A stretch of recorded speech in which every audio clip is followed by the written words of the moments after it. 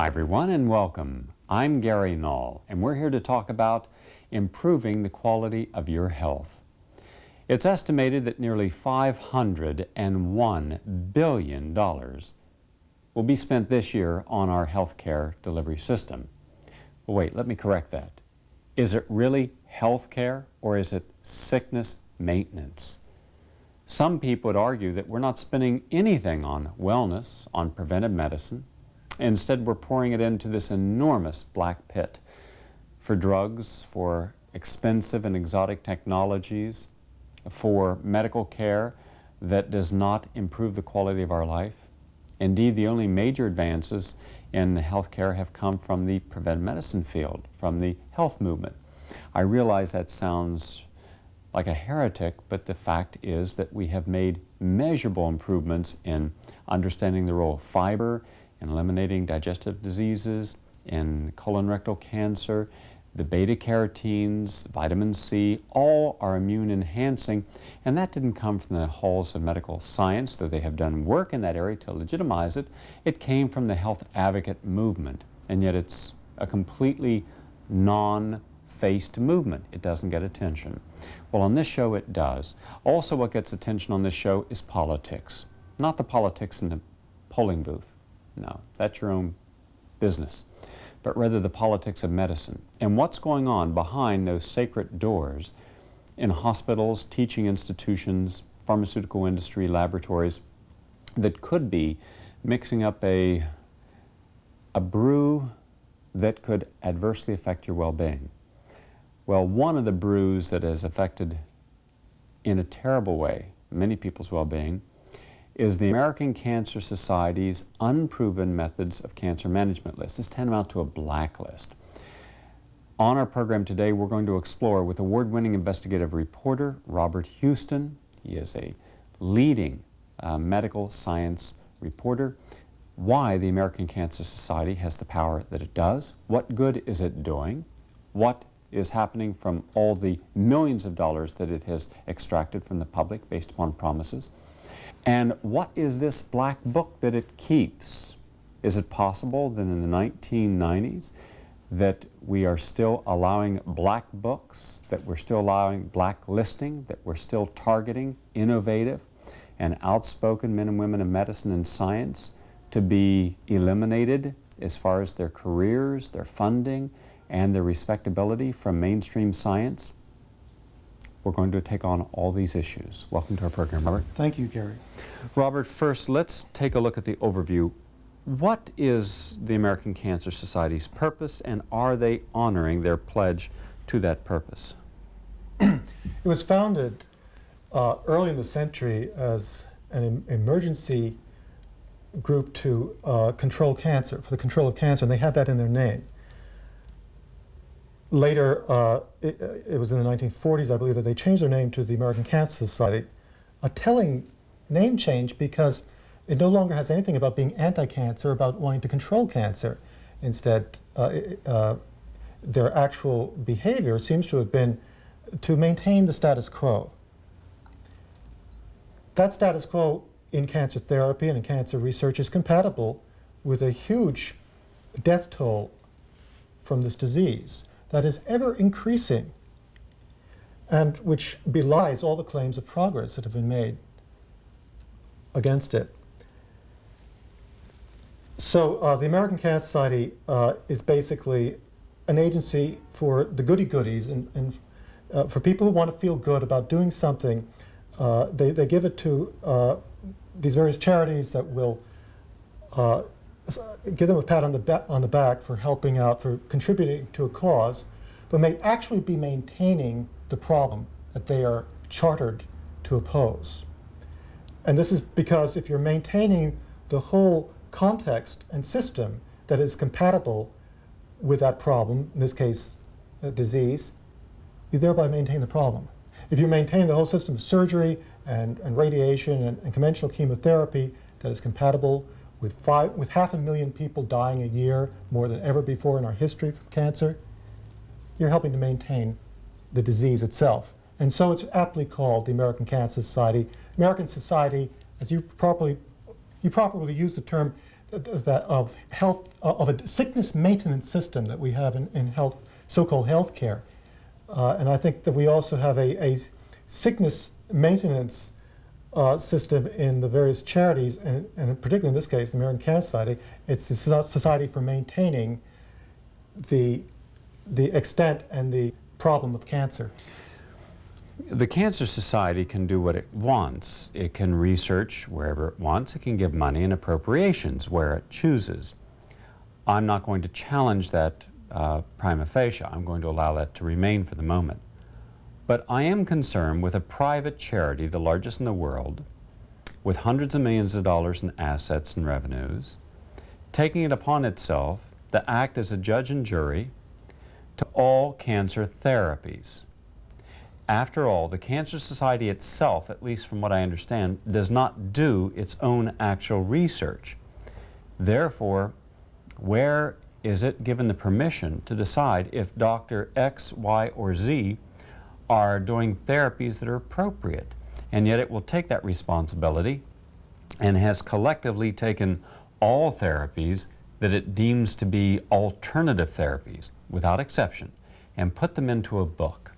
That book is the Unproven Methods of Cancer Management book, and whether they choose to acknowledge it or not, what it does to the people who are on that list is no different than when Senator McCarthy held up a list and said, this man's a communist. These people become pariahs. Their ability to publish in respected journals ceases. Their ability to get funds dries up. Their academic affiliations are challenged. Their credibility as human beings is frequently at issue. And I've spoken with many of the people on that list, and these are credible men and women of science. I'd like for you now to take a real in-depth look at that list. Who's on it? Do they deserve to be on it? Are they real quacks? Is there some protection society has from people who would exploit us? And if they're not quacks, and what is the criteria for a quack? Do they meet those criteria? Then what are they on that list for? Yes, the list, which is the Unproven Methods list, as it's called, is put out by the American Cancer Society's Committee on Unproven Methods. This committee started in 1955 as the Committee on Quackery, and later they changed their name to the Committee on New or Unproved Methods, and now the Committee on Unproven Methods. Now that's a telling name change because in effect it involves an equation of three things: quackery, unprovenness, and newness. What is new equals quackery, in other words. And since they are regarded as conceptually equivalent, I think it's fair to say that this is really the logic that goes on in the minds of those involved in this blacklisting. But they have their own new therapies all the time. Are they using the same measure against all new therapies at Duke, at Sloan Kettering? Every day they're coming up with something new. Are those new and unproven therapies also on this list? No, because they are shielded by power. If they come from a big institution and there's a lot of money behind them, then there's the prestige and the power and the money to protect a new innovative therapy. So we have the example of Dr. Stephen Rosenberg of the National Cancer Institute, who came out with or did the first clinical trials on interleukin-2, which is a natural body substance that helps stimulate immunity and fights cancer. It's subsequently been found to be highly toxic, but in any case, it certainly is an innovative approach. He got an avalanche of favorable publicity over this when it first came out, and he got accolades from the American Cancer Society and so forth, because he's chief of surgery at the National Cancer Institute. They can't touch him. One patient in the 25 in the original study had a complete remission. In contrast, the American Cancer Society has blacklisted Stanislav Brzezinski, MD, PhD, on their unproven methods list, citing a study by him in 1977 in which 19% of the patients had a complete remission, 4 patients in the study. So you see the double standard that's involved. What's the difference? Rosenberg was at the NCI, the center of power. He's got to be respected. Brzezinski is an independent scientist pursuing a novel therapy. And there seems to be a taboo energy in society towards innovation. And that taboo energy can be shielded, can be neutralized by power and prestige of a big institution or a big pharmaceutical company and so forth. But if you're out there alone and you've got to innovate a novel therapy, you are subject to the same dark ages mentality that would simply destroy the new and the unusual and the progressive. And we see this being expressed through the unproven methods list of the American Cancer Society. Since its inception, about the ACS Unproven Methods Committee has blacklisted, I think that is the proper term, 78 therapies. We say it's the proper term because the doctors on this list subsequently lose their grants. They no longer can publish in established journals. They're subject to harassment from the FDA, from various government agencies, and they can no longer get approval for their drugs that they want to investigate clinically. They can't get even experimental approval to test them. So in every sense, this is a blacklist. And you trace it back, who is deciding that the therapies should have this type of treatment, and they all go back to the American Cancer Society. So I think that is the original source of the trouble. 5 of the therapies, however, have been taken off the list. And I think this tells a lot. This is very important information, that the establishment itself, the American Cancer Society itself, had to admit that they were wrong in these cases, that these were legitimate breakthroughs against cancer that were falsely and incompetently maligned as quackery. And in fact, they were simply ahead of their time. Because you always have this problem in science and medicine: what is erroneous, what is quackery, if you will, and what is too far ahead of its time to be recognized as valid? And both may get the same treatment. So it's not good enough to say, what do the authorities approve and what do they disapprove? You've got to look beyond that at what is the evidence and so forth. The 5 that were taken off the list were hyperthermia, hydrazine sulfate, the Lincoln therapy, the Coley therapy, and Hendricks natural immunity therapy. Now we have the American Cancer Society itself hailing hyperthermia or heat therapy as potentially a great new approach to cancer. They claim it may be the 5th modality in cancer care after surgery, radiation, chemotherapy, and immunotherapy. And they say this in their own Cancer Facts and Figures book. This same therapy that had been on their unproven methods blacklist for over a decade, in fact for 15 years. So here we have their own admission of their incompetence and of the errors of their ways. So we have to ask, in how many other therapies could this be so? Hyperthermia was exonerated because it was being studied by researchers at top medical centers, and they were finding it was effective. The same was true of the Coley therapy. Dr. Lloyd Old, vice president of Sloan Kettering, did the research on tumor necrosis factor, and in his original paper, he pointed out that this was linked with Coley's original therapy. Hyperthermia also is linked in a way because Coley's therapy would involve using bacterial toxins that caused a fever, and so thus raised the body temperature, but it also activated certain immunity fighting substances in the body and enhanced the immune cells in the body by producing increased amounts of tumor necrosis factor. Now it's interesting that tumor necrosis factor gets a lot of attention now as one of the immunological approaches. I understand you were on a show recently in which a scientist from Sloan Kettering said something to the effect, I haven't seen the show yet, but what I'm told is something to the effect that there was little or no relationship of immunology to cancer, which is an astounding statement. At his own institute, in a research team of which he himself was a part, they did the studies on tumor necrosis factor, which activates the body's macrophages, which are cells in the immune system that fight tumors, fight cancer cells. And it's interesting that Dr. Lawrence Burton, now with his clinic in the Bahamas, had pioneered the same factor. What is now called tumor necrosis factor is actually an alpha-2 macroglobulin, a type of protein substance that activates immunity to help fight cancer.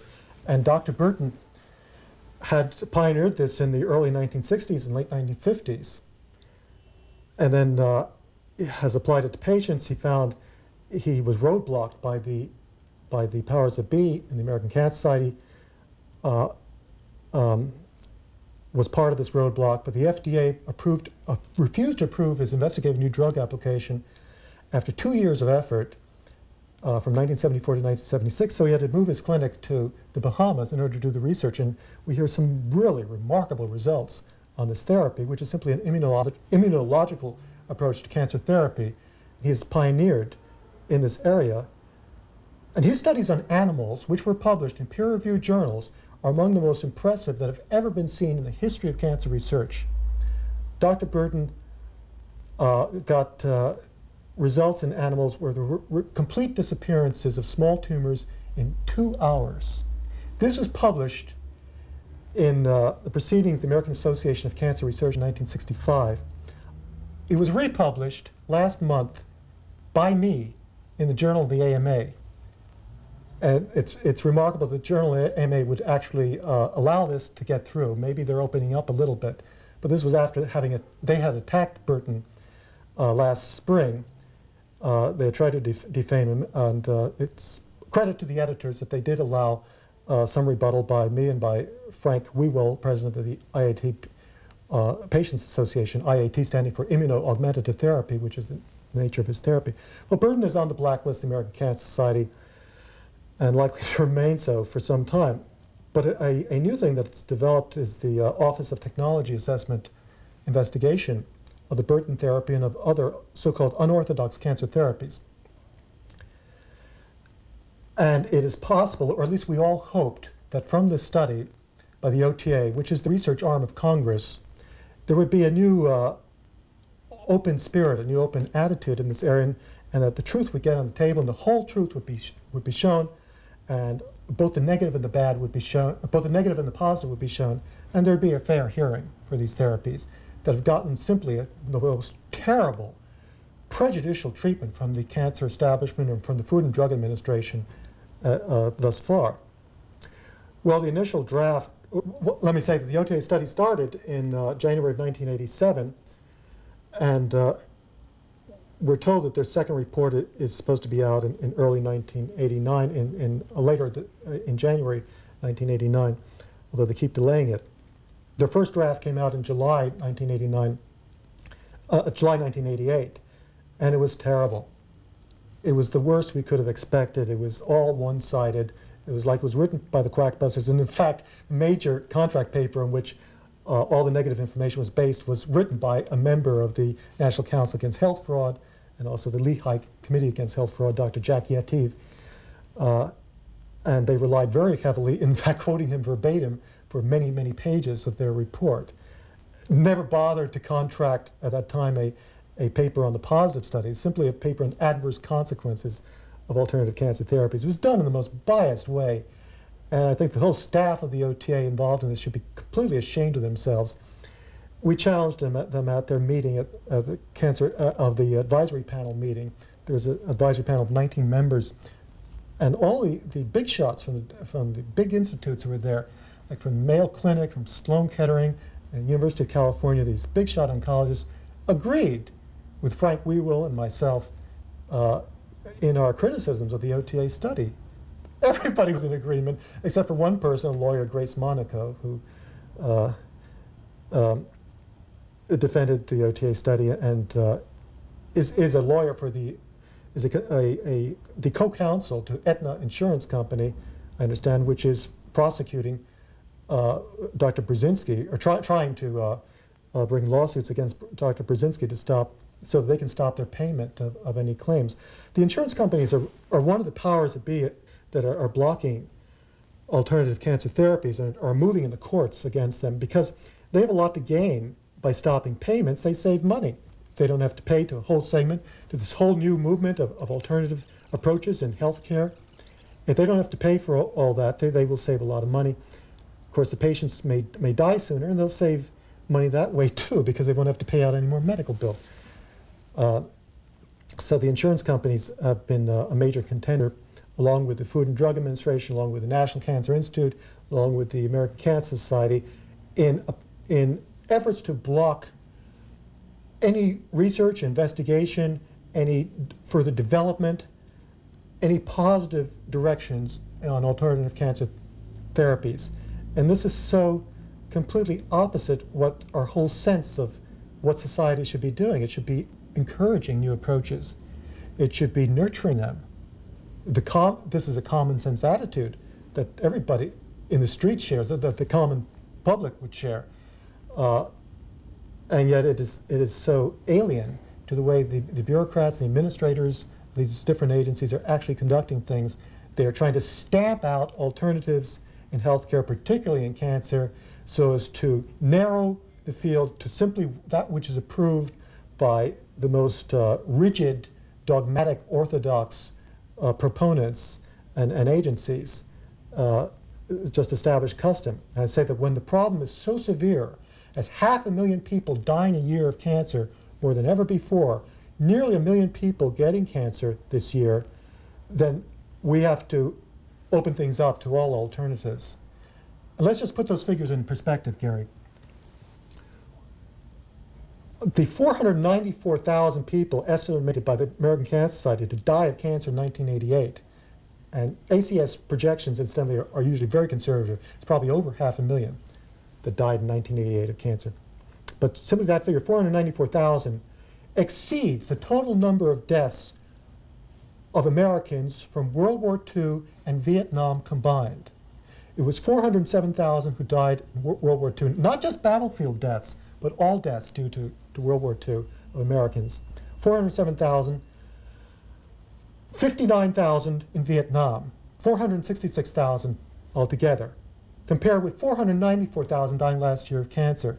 It's a massive problem. We spent tens of billions of dollars each year, I think it was $90 billion a year, in prosecuting World War II. It's $1.5 billion now in the budget of the National Cancer Institute.